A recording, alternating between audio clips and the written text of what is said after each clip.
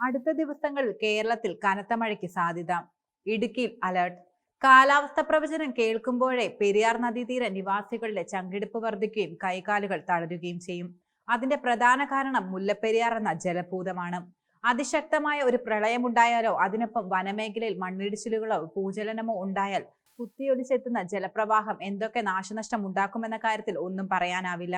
ഇങ്ങനെയൊന്നും സംഭവിക്കാനില്ലെന്ന് പറയത്തക്കതായ കാരണങ്ങളുമില്ല. ഇങ്ങനെയാണ് ചരിത്രം. 1924 വെള്ളപ്പൊക്കവും 1943, 1961 മഹാപ്രളയങ്ങളുമാണ് മുല്ലപ്പെരിയാർ അണക്കെട്ടിനെ അടിമുടി വിറപ്പിച്ച ചരിത്ര സംഭവങ്ങൾ. ഈ ദുരന്തത്തിൽ കുതിച്ചെത്തിയ ജലപ്രവാഹം കവർന്നെടുത്ത മനുഷ്യജീവനുകളുടെയും വസ്തുക്കളുടെയും കണക്കുകൾ അജ്ഞാതമാണ്. ഈ കാലഘട്ടങ്ങളിൽ പെരിയാർ തീരത്തെ ജനവാസം വളരെ കുറവായിരുന്നു. കൂടാതെ വാർത്താമാധ്യമങ്ങൾ ഇന്നത്തേതുപോലെ അത്ര വ്യാപകവുമായിരുന്നില്ല. വൻകിട നിർമ്മിതികളും താരതമ്യേന കുറവായിരുന്നു. 1924 ജൂലൈ 16, 17 തീയതികളിലാണ് അണക്കെട്ടിന്റെ പ്രദേശത്ത് അതിശക്തമായ മഴയും വെള്ളപ്പൊക്കവും ഉണ്ടായത്. അന്ന് പരമാവധി 152 അടി വരെ സംഭരണശേഷി ഉണ്ടായിരുന്ന അണക്കെട്ടിൽ ഉയർന്ന വെള്ളം 153.90 അടിയായിരുന്നു. സമുദ്രനിരപ്പിൽ നിന്നും 1830 മീറ്റർ ഉയരത്തിൽ നിന്ന് ഉത്ഭവിക്കുന്ന പെരിയാർ നദി 48 കിലോമീറ്റർ പിന്നിട്ട താഴ്വരയിൽ എത്തുമ്പോൾ മുല്ലപ്പെരിയാറുമായി സംഗമിച്ച് വീണ്ടും 11 കിലോമീറ്റർ കൂടി ഒഴുകിയാണ് അണക്കെട്ടിലെത്തുക. അണക്കെട്ട് സ്ഥിതി ചെയ്യുന്നത് സമുദ്രനിരപ്പിൽ നിന്ന് 928 മീറ്റർ ഉയരത്തിലാണ്. അതിനാൽ അണക്കെട്ടിലേക്ക് ഒഴുകിയെത്തുന്ന പ്രളയജലം അടിയന്തരമായി കൈകാര്യം ചെയ്യണം. ഓർമ്മയിലുണ്ടായ മഹാപ്രളയത്തിന്റെ പ്രത്യാഘാതങ്ങൾ ഏറെയാണ്. 1924 ജൂലൈ 16 അണക്കെട്ട് ചുമതലയുണ്ടായിരുന്ന ഡാം സൂപ്രണ്ട് ജെ ജോൺസൺ പെട്ടെന്നുണ്ടായ സാഹചര്യം നേരിടാൻ കൂടിയാലോചന പോലുമില്ലാതെ തന്റെ വിവേചനാധികാരം മാത്രം ഉപയോഗിച്ച് അധിക ജലം മുല്ലപ്പെരിയാറിലേക്ക് തുറന്നുവിടുകയായിരുന്നു. ജലം തുറന്നുവിടുന്ന ഇങ്ങനെയുള്ള സാഹചര്യത്തിന് മുമ്പ് കേരളത്തിലെയും തമിഴ്നാട്ടിലെയും ഉന്നത ഉദ്യോഗസ്ഥർക്ക് ടെലഗ്രാം സന്ദേശം അയക്കണമെന്ന വ്യവസ്ഥയൊന്നും അദ്ദേഹം പരിഗണിച്ചിരുന്നില്ല. സ്പിൽവേയിൽ 10 ഷട്ടറുകൾ പരമാവധി തുറന്ന് വെള്ളം ഒഴുകിവിട്ടു. സെക്കൻഡിൽ 89,217 ഘനയടി എന്ന തോതിൽ പെരിയാറിലേക്ക് ജലം തുറന്നു. എന്നാൽ പരിധി വിട്ട് അണക്കെട്ടിലെ ജലനിരപ്പ് ഉയർന്നുകൊണ്ടേയിരുന്നു. അന്ന് ഇടുക്കി ജില്ലയിലെ കാലാവസ്ഥയും ദുസ്സഹമായിരുന്നു.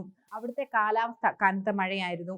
മൂന്നാർ മേഖലയിൽ പെയ്ത പേമാരി വെള്ളപ്പൊക്കവുമെല്ലാം ആദ്യത്തെ മലയോര റെയിൽവേയിൽ തകർത്തു കളഞ്ഞു. കൂടാതെ 99 വെള്ളപ്പൊക്കത്തിന്റെ ഒരു ചരിത്ര സാക്ഷ്യമാണ് മുല്ലപ്പെരിയാർ അണക്കെട്ടിൽ നിന്ന് പരിധിയിലധികം ജലം തുറന്നുവിട്ടപ്പോൾ കാട്ടാനകൾ ഉൾപ്പെടെ ആലുവയിലൂടെ ഒലിച്ചു പോയത്. എല്ലാം വിഴുങ്ങിയെടുത്ത ഒരു ജലപ്രവാഹം 1943 ജനുവരി 3 മഹാപ്രളയത്തിൽ അണക്കെട്ടിലെ ജലനിരപ്പ് 154.80 അടി വരെ ഉയർന്നിരുന്നു. അന്ന് പെരിയാറിലേക്ക് തുറന്നുവിട്ടത് 1106.4 ദശലക്ഷം ഘനയടി വെള്ളമാണ്. പിന്നീട് 1961 ജൂലൈ 3 സെക്കൻഡിൽ 50,000 ഘനയടി വെള്ളമാണ് തുറന്നുവിട്ടത്. ഈ ദുരന്തത്തിന്റെ എല്ലാം പ്രത്യാഘാതങ്ങൾ അനുഭവിച്ചത് പെരിയാർ തീരത്തെ നിവാസികൾ മാത്രമായിരുന്നു.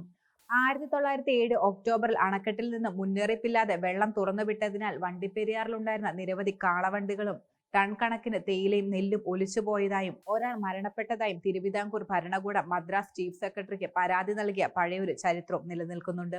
ഈ സംഭവത്തെ തുടർന്നാണ് തിരുവിതാംകൂറിൽ ബന്ധപ്പെട്ട ഉദ്യോഗസ്ഥരെ ടെലിഗ്രാം ചെയ്ത് അറിയിക്കാതെ അണക്കെട്ട് തുറക്കരുതെന്ന കർശന നിർദ്ദേശമുണ്ടായത്. ഈ സംഭവങ്ങളൊക്കെ വിലയിരുത്തിയും അടിസ്ഥാനപ്പെടുത്തിയുമാണ് 1979 മുല്ലപ്പെരിയാർ അണക്കെട്ടിന്റെ ബലക്ഷയം സംബന്ധിച്ച് കേരള നിയമസഭ അടിയന്തര പ്രമേയം ചർച്ചയാക്കിയത്. തുടർന്ന് സെൻട്രൽ വാട്ടർ കമ്മീഷൻ ഇടപെട്ട് ഡാമിന്റെ സംഭരണശേഷി പരമാവധി 136 അടിയായി കുറച്ചു. എന്നാൽ തമിഴ്നാടിന്റെ അന്ന് മുതലുള്ള വാദം എന്നത് കമ്മീഷൻ നിർദ്ദേശിച്ച അറ്റകുറ്റപ്പണികളും ബലപ്പെടുത്തൽ ജോലികളും പൂർത്തിയാക്കിയെന്നും ഇനി പഴയതുപോലെ 152 അടിയായി ജലനിരപ്പ് ഉയർത്തണമെന്നുമാണ്. ഇതുമായി ബന്ധപ്പെട്ട് 1998 മുതൽ നടന്നുവന്ന സംഭവങ്ങളാണ് ഇന്ന് സുപ്രീം കോടതിയിൽ തുടരുന്നത്. 2006 2014 തമിഴ്നാടിന് അനുകൂലമായ സുപ്രീം കോടതി വിധികളും ഇതിനിടയിൽ ഉണ്ടായിട്ടുണ്ട്. 2014 സുപ്രീം കോടതി വിധി പ്രകാരം 142 അടി വരെ സംഭരിക്കാൻ തമിഴ്നാടിന് അനുമതിയുണ്ട്. എന്നാലും മുല്ലപ്പെരിയാറുമായി ബന്ധപ്പെട്ട പ്രശ്നങ്ങൾ അവസാനിക്കുന്നില്ല.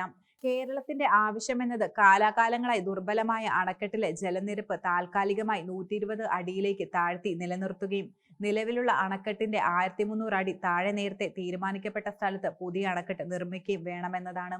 1980 സെൻട്രൽ വാട്ടർ കമ്മീഷൻ നിർദ്ദേശിച്ച ശുപാർശയനുസരിച്ച് അണക്കെട്ടിൽ നടത്തിയ അറ്റകുറ്റപ്പണികളുടെ ഭാഗമായി നിലവിലുണ്ടായിരുന്ന സ്പിൽവേയിൽ 3 ഷട്ടറുകൾ കൂടി അധികമായി നിർമ്മിച്ചിരുന്നു.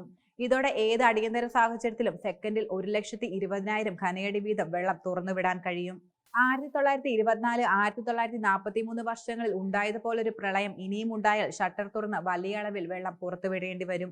ഇങ്ങനെ വരുന്ന ജലം സെക്കൻഡിൽ 1,27,000 വരെ ആകാം. ഇത്രയും കനത്ത ജലപ്രവാഹം ഉണ്ടായാൽ അത് പെരിയാറിന്റെ തീരമേഖലകളെ ഏതുതരത്തിൽ ബാധിക്കുമെന്ന കാര്യത്തിൽ ഇതുവരെയും ഒരു ആധികാരിക പഠനങ്ങളും നടന്നിട്ടില്ല. മുല്ലപ്പെരിയാറുമായി ബന്ധപ്പെട്ട് നടക്കുന്ന ഈ ചർച്ചകളിൽ പുതിയ അണക്കെട്ട് വേണമെന്ന ആവശ്യമായി രംഗത്തെത്തിയിരിക്കുകയാണ് മന്ത്രി റോഷി അഗസ്റ്റിൻ. പുതിയ അണക്കെട്ട് വേണമെന്ന് ഭീതി പരത്തരുതെന്നും റോഷി അഗസ്റ്റിൻ പറയുന്നു. മുല്ലപ്പെരിയാറിന്റെ സുരക്ഷയെപ്പറ്റി സമൂഹ മാധ്യമങ്ങളിൽ ഭീതി പരത്തുന്ന സന്ദേശങ്ങൾ ഇപ്പോൾ ധാരാളമായി പ്രചരിക്കുന്നുണ്ട്. കേരളത്തിന്റെ നിലപാടിനെതിരെ തമിഴ്നാടിന്റെ സമരം ആരംഭിക്കുകയും ചെയ്തു. ഈ സാഹചര്യത്തിലാണ് തന്റെ നിലപാട് വ്യക്തമാക്കി ജലവിഭവ മന്ത്രി റോഷി അഗസ്റ്റിൻ രംഗത്തെത്തിയത്. വ്യാജ പ്രചരണം നടത്തിയാൽ സൈബർ നിയമപ്രകാരം കേസെടുക്കാൻ കഴിയും. എന്നാൽ യാഥാർത്ഥ്യങ്ങൾ വസ്തുതാപരമായി ചൂണ്ടിക്കാണിച്ച് അതേപറ്റി ചർച്ചകളാകാം, അദ്ദേഹം വ്യക്തമാക്കി. മുല്ലപ്പെരിയാർ അണക്കെട്ടിൽ ഗ്രൗട്ട് 1931, 1961 ഈ കാലഘട്ടങ്ങളിൽ ചെയ്തിട്ടുണ്ട്. 1979 മുല്ലപ്പെരിയാറിന്റെ 50% ഭാഗം ശക്തിപ്പെടുത്തിയിരുന്നു. ഇപ്പോൾ 45 വർഷം കഴിഞ്ഞു. കുമളിയിലെ കാർ പാർക്കിംഗ് സ്ഥലത്തിന്റെ കാര്യം സുപ്രീം കോടതി പരിഗണിച്ചപ്പോൾ മുല്ലപ്പെരിയാർ കരാർ സംബന്ധിച്ച് പുനഃപരിശോധന വേണ്ടിവരുമെന്ന് പരാമർശിച്ച് കേരളത്തിന് വളരെയധികം ആശ്വാസം നൽകിയിരുന്നു. മുൻകാലങ്ങളെ അപേക്ഷിച്ച് കേരളത്തിൽ ഇപ്പോൾ അനുകൂലമായ അന്തരീക്ഷം ഉണ്ടായിട്ടുണ്ട്. പുതിയ അണക്കെട്ട് നിർമ്മിക്കാൻ നമ്മൾ സജ്ജരാണെന്നും DPR ഉൾപ്പെടെ തയ്യാറാക്കിയിട്ടുണ്ടെന്നും റോഷി അഗസ്റ്റിൻ വ്യക്തമാക്കി. പരിസ്ഥിതി മന്ത്രാലയത്തിന്റെ അനുമതിക്കായി അത് സമർപ്പിച്ചു. കൂടാതെ അണക്കെട്ടിന്റെ അടുത്തുള്ള പ്രദേശങ്ങളിൽ താമസിക്കുന്നവരുടെ കാര്യത്തിൽ ഉൾപ്പെടെ സ്വീകരിക്കേണ്ട നടപടികൾ ചർച്ച ചെയ്യുന്നുണ്ട്. കേരളത്തിൽ ഇതിനോടകം തന്നെ ധാരാളം പ്രതിഷേധങ്ങൾ നടന്നിട്ടുണ്ട്. താനും 10 ദിവസത്തോളം നിരാഹാരം കിടന്നെന്നും അദ്ദേഹം പറഞ്ഞു. ഈ പ്രക്ഷോഭങ്ങളുടെ എല്ലാം ലക്ഷ്യം വിഷയം കോടതിയുടെ മുൻപിൽ കൊണ്ടുവരലാണ്. വസ്തുതകളെ മാറ്റിമറിക്കാൻ പാടില്ലെന്നും തമിഴ്നാടിന് ജലം കിട്ടരുതെന്ന ഒരു നിലപാടും കേരളം സ്വീകരിച്ചിട്ടില്ലെന്നും അദ്ദേഹം വെളിപ്പെടുത്തി. കോടതിക്ക് വെളിയിൽ പ്രശ്നം പരിഹരിക്കുന്നത് സംബന്ധിച്ച് ചർച്ചകൾ നടത്തുന്ന കാര്യം പരിശോധിക്കുമെന്നും അത് വളരെ പ്രസക്തമാണെന്നും മന്ത്രി പറയുന്നു. തമിഴ്നാടിന്റെ പക്ഷം നിന്ന് താൻ സംസാരിച്ചുവെന്ന് പ്രചരണം വന്നപ്പോൾ വിഷമം തോന്നി. സ്വാഭാവിക സാഹചര്യത്തിൽ മുല്ലപ്പെരിയാറിലെ വെള്ളം തുറന്നുവിട്ടാൽ ഇടുക്കിയിൽ പിടിക്കാൻ സാധിക്കുമെന്നാണ് താൻ ഉദ്ദേശിച്ചതെന്നും അല്ലാതെ മുല്ലപ്പെരിയാറിന് എന്തെങ്കിലും സംഭവിച്ചാലും കാര്യമല്ല എന്ന് മന്ത്രി വ്യക്തമാക്കി. 2 ഡാമുകളുടെ വൃഷ്ടിപ്രദേശം ഏകദേശം 625 കിലോമീറ്ററാണ്. സാധാരണഗതിയിൽ ഇടുക്കിയിലെ ജലനിരപ്പ് അരയടി മാത്രം ഉയരുമ്പോൾ മുല്ലപ്പെരിയാറിൽ ഉയരുന്നത് 4 അടിയിലേറെയാണ്. നിലവിൽ കേരളത്തിലെ സാഹചര്യം ഒറ്റയടിക്ക് തന്നെ 200 മില്ലിമീറ്റർ മഴയൊക്കെ പെയ്യുന്നതാണ്. അതിനാൽ നീരൊഴുക്ക് എത്രമാത്രമാകുമെന്ന് മനസ്സിലാക്കാം. പുതിയ അണക്കെട്ടെന്ന നയത്തിൽ ഒരു മാറ്റവുമില്ലെന്നും അദ്ദേഹം വ്യക്തമാക്കി.